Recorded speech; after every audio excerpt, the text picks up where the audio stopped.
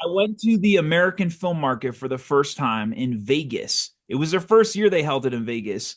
They've been in Santa Monica like the last 20 years. But this was my first time at Market. For anyone who doesn't know, American Film Market is one of about four. The others are international. And it's a little different from a festival. It's not about awards.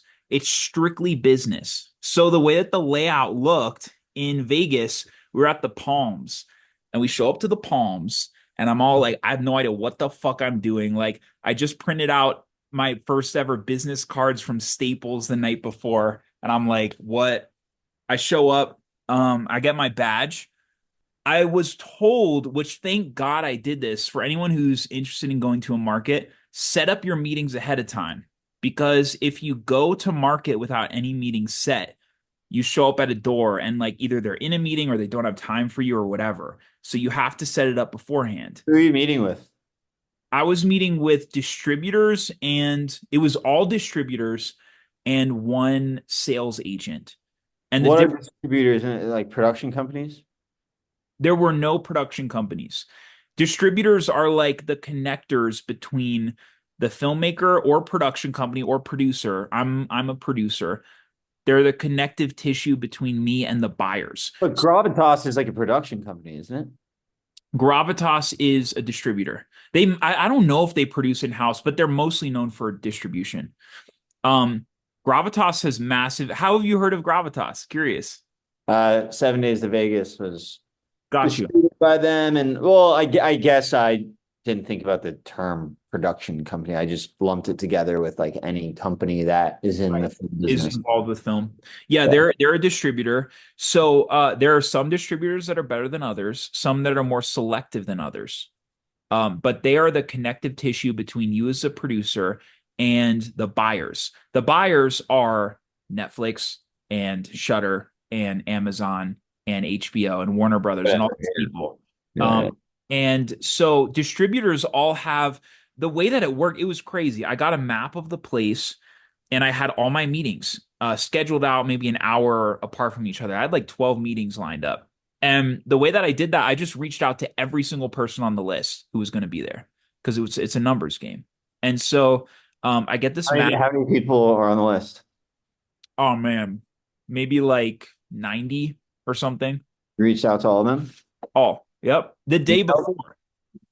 And so I showed up on a Saturday. I was lucky to get as many meetings as I did because it was the last day of the market. It started on Tuesday. The highest bidders, the heaviest hitters, the films, like the highest in demand films are all shown early on in the festival. So a lot of people had already left by the time I showed up. But I get my map and there were You weren't elevators. even showing a film, right? No, I had my I had reached out ahead of time, let them know I have these films that are in development and I'm gonna be shooting next year. And that's what got me the meetings. That and That is also a my common starting point to go into the festival. yeah, what helped me on my end was my following too. So they really responded to the fact that I have over 40 million views on my shit. So I show up, I get my map. It's floors of it's a hotel. So the distributors buy out hotel space. They get a hotel suite for the really nice fucking distributors and they get Neon is like or A24. They're like the hottest girls at the party, right? They get the gigantic suites on the best fucking floor. Then after that, you get the little, smaller rooms and little shittier floors and whatever. So I have my map. I'm going up and down these elevators and across, walking across, finding a new elevator to go up. Really confusing, but I started to get my bearings. And the meetings went really well. I really got a sense of it. I mean, for me, the Were you two able to get a meeting at 824? no, no, no, no. Absolutely not. What's But their business there? What are they what's like they're looking at the highest tier titles, the ones that have incredibly recognizable names top to bottom from writer, director, actor, and they're all set up by like the highest end reps. Their oh, whole the thing is everyone only has a certain amount of time, limited time, and if you're at that level, they're the most in-demand production company and distributor in the world. You're So saying that it's common practice in the film business for people to make deals with distributors at that film festival? absolutely. It is one of the it's all strictly business. So distributors go around, and the way that this one distributor I talked to, because I got some meetings like virtually after when they weren't able to meet because the festival was so, or the market was so crazy. But one of the distributors, really nice, kind of broke it down for me as far as what their interactions are like with buyers. And they let me know once they have their slate of films, again, some are more selective than others, but once they have their slate, the buyers come around to every room, and they come early to the ones that they already see on the list. They're like, this is an attractive package. It is a great actor, recognizable, whatever, cool concept. So they'll show up. At that point, the distributor has like the key art, they've got the trailer. Um, the distributor then, uh, they might not make the sale then, but they could even show, even if the movie isn't finished and they have something like a poster or a cool trailer, they might show that at that point. And then it's like a cycle because the major markets are like this one. There's the Berlindale market and festival in Berlin. That's in February. That's the next one. Oh, Uh they've got Cannes, which I'm sure you've heard of, in Cannes France. Cannes Film Festival, of course. Yeah, they've got so there's about four. I think TIFF is a pretty big one too in Toronto.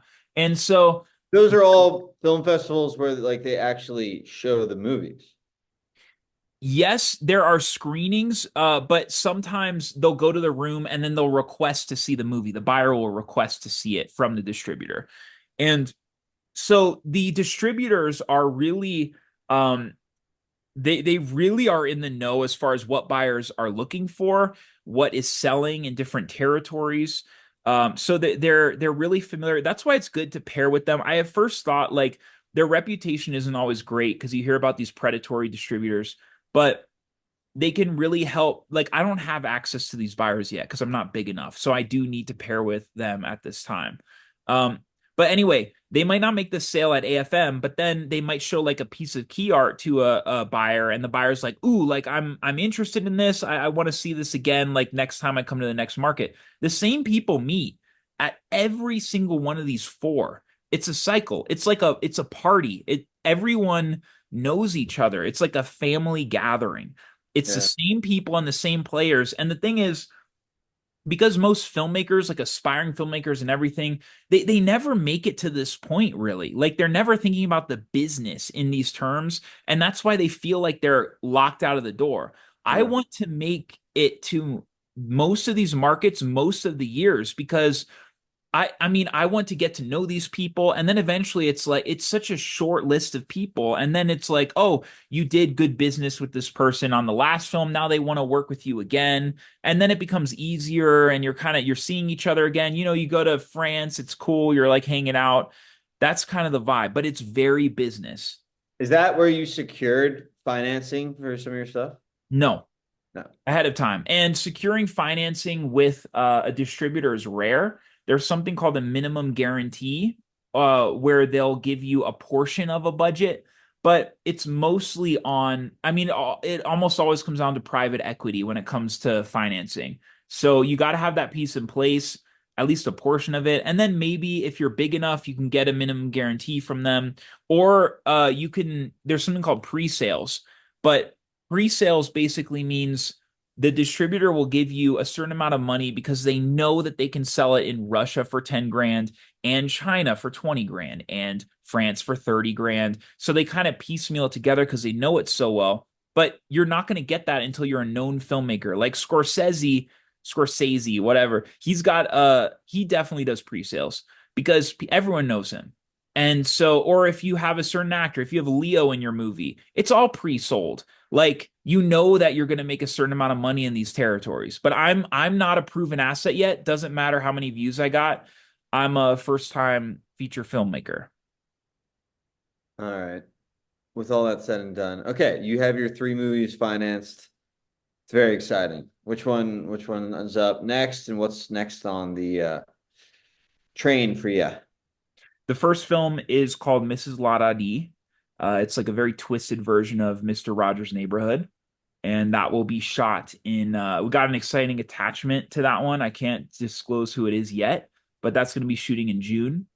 And yeah, then I got one shooting in July and another shooting shortly after that, and we're going to have them wrapped by October of next year. They're kind of quick shoots. Yeah, I mean, quick is relative. They're gonna average between it'll be between like 15 to 24 days. Yeah. 24 being the max. That's like 4 weeks, 1 day off per week, 12-hour days. Yeah, that's pretty quick for a movie, right? Well, your movie was what? The Fatal Fixer Upper. Wasn't that like 6 days or something? You have a point there. That was like But what's my point? Like, it's fascinating to me, like that could even that's possible, you know? astronaut. Yeah, I didn't really compare it to my movie. Astronomically quick, 6 days or something for a movie. It's insane for a feature film. But like big budget movies, obviously they could be up to a year of filmmaking. Yeah, I think Um, Wall Street was 9 months. Like, that's crazy. That's a long time. yeah. It's dope, dude. It's all really exciting. And so it was a big deal for you to get into that festival, I assume. Anyone can get into the market, but um the way it played out for me was also, I mean, it felt lucky. I think again they responded because of the views I have on stuff, but it went very, very well for a first time filmmaker going to those things. For the most part, a first time filmmaker might show up and they try to get in a room but can't really. Then they go to like a speaking panel and hear about stuff. But Yeah. I was really able to line them up and talk to people. So it was really productive. It was good. Good for you for doing your homework. Thanks, man. And knowing to go in with not empty-handed. What'd you come away with from those meetings? I came away with you mean like knowledge or deals and stuff. Skills and stuff.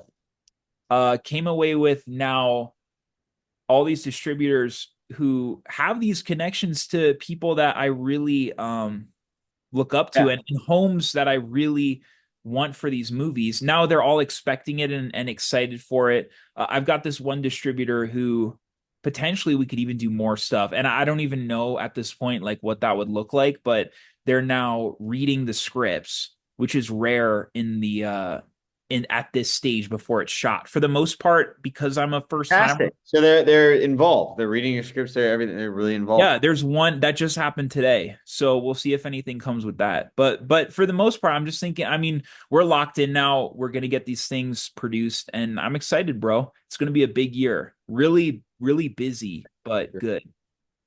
I love it, man. Nice. So we were talking about before the pod about the difference between like the angles that you kind of come into. Do you want to touch on that as far as like I'm working one part of the business that's completely opposite from like your end, and there's not one right answer No. to it than another. Part of it is also because you're an actor. I'm like looking at it from a producing end. It's Yeah. I'll go into what I got going on. It is funny. I mean, you've had your head down and you've been creating, and you've built that ecosystem for yourself to just make stuff. And really all you need is a bit of you've had some exposure and you really just need financing and sort of a like icebreaker into the actual business, the yep, film industry, and getting on radars of the inner circle. And you're close and you're on those radars in some capacity. Same thing as me. Um, yeah, on my end, we were kind of talking about it. It's like I've had a few things, irons in the fire for a while, yeah, bodies of work, calling cards, stuff that shows my taste, sensibilities, my expertise, and it's all kind of getting seen by the right people and everything. And so a big part of mine is networking, obviously, as it is both of us. But uh yeah, I'm doing a short film through a friend of a friend, and that's gonna be filming in January. But like high production value, seemingly short film, and I think I'm one of the leads. And so that came together, and so it'll be fun. I think we didn't really talk about too, but like I do have a bit of a network now, as douchey as it is, that like for me to be in anything, especially something that comes out quick, ideally, and is Yeah. cinematic and that I can show people, I Yes. think it's a good time for me to be in something Yeah. talking about. Because I have a lot of people that are just fantastic and they're successful and that I can talk to about my stuff. So that's something to sort of look forward to. Like even my Lifetime movie in the past, like it's not something that I was like thrown around everywhere, but like a lot of big people freaking watch that. And I never expected it. And it's not like I didn't try my hardest on it. And it's fantastic. It's hilarious. And so it's good that I'm working as an actor and I've been auditioning like crazy and stuff. But Really. yeah. What's that been like? And how do you where are you at now, like mentally with the self-tape stuff? Like, is it different from how it was before, or what's that like for you? It's a good question. The auditions have been fine because I've gotten some good ones lately, and I haven't gotten the parts. I was in an audition, got a call back for a Michelob Super Bowl commercial, hilariously. Um, it was pickleball themed. A Super Bowl commercial. Holy shit. No, I don't know man. if you got that. Fuck. Yeah, you're telling me. And it was really fun. It was like a lot of interviewing and stuff, and it was fun. People were saying like, "Oh, well, you have a leg up over other pickleball players because your acting background." And I'm like, I was thinking to myself, like, for a commercial though, you don't really do much acting. Like, it's just kind of, straightforward. But I did think I did well with it. It was fun to audition in person again. I am good at working with a director. I don't think everyone is necessarily. I think part of the expertise, it makes you a good worker too, is like they'll give you some stuff to play off of, to think about, to try to set up. And like, I think at this point, one of my acting strengths is that I can like focus really quickly and create a scenario quickly. I'm good. I'm good at pretending. Like I'm good at just setting up with a scene partner. And I told her, I'm like, let's try this stuff. And I like worked well with her. I like kind of made ideally her excited and Yeah. inspired and stuff. And super fun. There's like that. I had a big soap opera audition and thought I knocked it out of the park and stuff and Hell yeah. whatever. And yeah, so definitely acting and A soap opera would be cool. I think it'd be good training and good money. Yeah. Probably It's this pretty cool. consistent thing, you're doing it. Totally. It'd give me freedom to, like we talked about, kind of maybe lean into my own creative passions. Um, but how I feel about self-taping at this point, I'm it's a little dodgy.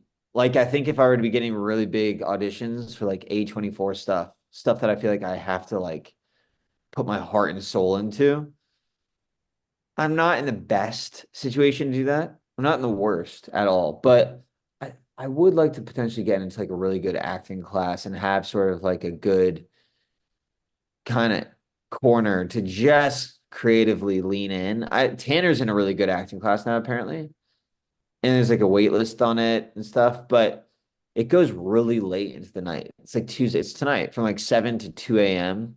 Holy shit. What? And that's how a lot of acting classes are. They're like 6 hours long. And it's like I think that's so irresponsible personally.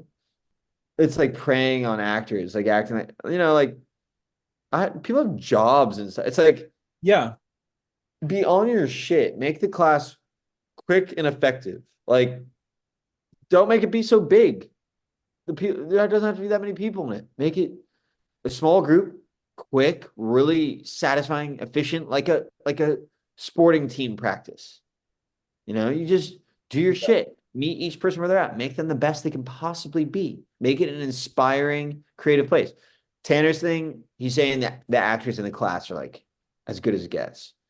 So he's saying it's super inspiring, which sounds dope to me. And he said the format's different every week. They're always doing interesting stuff. So that sounds pretty It's good. interesting for me to look at like an acting class. I think the one problem with acting class is like when you're an actor, you get uh, the nature of it is like it almost feels like you need it. And I don't think that actors need it. It could Agreed. be a cool thing to have, but the desperation to which Yeah. actors cling to it is bullshit. Yeah. Cling to it. Yeah, like it's super fucking expensive, and Yeah. hearing about this 2 a.m. crap, like that's bullshit. And We're the also, same way. Yeah. yeah, and also, bro, like I'm curious who this teacher is. Like, who are acting teachers? I don't get that. Like, where do they crawl out from? Like, they're not directors. Wouldn't it No, be? they are. I've since seen, especially like the few good acting classes that I know of, like, a lot of them are just people that they're just like, I'll just start teaching my friends or coaching and stuff. And then one thing leads to another and it gets bigger and bigger and bigger. I like that more. But the gurus in the past that just have their With the actors scarf. spend all the money with the scarves and they start to, sniff their own farts and really just think that what they say is like, they act It's like weird because it's like art. another subset of human. Like it's not a director, it's not an actor, it's not a writer, it's like an acting teacher. And I never got that. But I'm with it because no, the real place you're coming from is we talk about it is we both have seen such brutal acting classes and teachers that we're both very, very, very skeptical. my entire college experience, and I'll put that on record. I hope they're watching. I makes me feel so much better that you feel that way because I just like watching. I was the same way, and it's such a blessing that I found that good acting class. Yep. Like it's just it didn't have to happen, and so I put on The Girl with the Dragon Tattoo today. I thought about it and I'm like, that's a movie that'll inspire me. Like I need to rewatch that. I haven't seen it in a long time. And put it on, and it reminded me of where I was at when I first saw it. And what, it was 10 years ago, probably longer actually. And I remember wanting to get into filmmaking and acting and stuff. And I remember at that time, didn't really understand what they did in acting, storytelling. I didn't get absorbed by the story necessarily. I just was very just foreign to it. Yeah. Even though I love movies and I love stories. I had so many bad acting experiences that psyched me out. So I remember like watching movies and like getting less creative about it, like caring less about story and the writing and the characters and the beginning, the middle, and the end, and what made this story more interesting than another. How can you tell this story versus how another director can tell this story? What would this character look like on the page? And one actor is portraying it that way versus what they could portray it in another way. All that stuff I kind of got psyched out on, and I thought about it. And I'm like, this movie, where I'm at today, with my understanding of all that stuff compared to how it was, is just something to be very appreciative of. I And w- you told know, that acting class that I did, we got into all that. Is like we would digest the material. We would have different people play the same part. We would talk about the material. We would say, okay, try this, try that. We would just try everything. It was just very cohesive and like satisfying and rich. It was not perfect, but it was just very creatively inspiring and simple. And simple. So I it's think that's sick. I do think though, like, and this is coming from the production side, like I feel like if you're keyed in enough, and I feel like you are, bro, me personally, like I would just save all that money that you'd be spending in acting classes and then produce something, like just make something. for Because sure. you have something tangible and it's not like you're in it. But look, I'm not an actor. I also understand the value of like you have a place to kind of hone the craft and everything. But yeah, Yeah, at this point, like especially like veteran actors, if they ever want to do acting classes or anything, like especially like a lot of kind of soap opera moms I've heard say like, hey, well, I'm retired and I kind of just want to go back to the gym of acting, just throw, get back to the punching bag. So funny, like a lot of them, the acting classes they talk about, like the Ivana Chubbucks and all that, those classes are so guru-y and you're not really acting that much in them. You only act like once every 3 weeks or something, and it's like you 15 minutes and it's miscommunication with the teacher in a little black box room, and then it's over. It's like those are not the acting gyms. And also you're usually, this is standard acting class. You're like acting. maybe like if there are eight different Right. like Yeah. partners, like you have Yeah. an eighth of that, and then you're watching other people do scenes. And as an actor, I was like, fuck that. Like I want to act. Yeah. For starters, they just feel very irresponsible in how they allocate the time. And then, but I will say that like the acting class I was just describing that was really, really good. You acted a lot, Hmm. and somehow it didn't end up going for more than 3 hours, which still sounds long. But and like, yeah, I don't know if it was that famous. It was pretty well known. It had since turned out it was pretty appreciated. But anyway, um, I'll yeah, feed. I'd like to potentially get back into like a good acting thing now. Cool. If it works for you, bro. I don't have that much time, and I still want to do stand-up comedy and make stuff, so I don't know where I'd find the time. But anyway, should we wrap up soon? Yeah, let's wrap. Do you have a recommendation you can start for the movie this week? Oh my gosh, yes. I don't know if the audience knows, but you and I are going to start each week on a movie that we are going to talk at least for 5 minutes about we're going to debrief about the movie that we watch and I analyze think it. 5 minutes is a good amount of time because people could not give a fuck. We don't want them to tune out.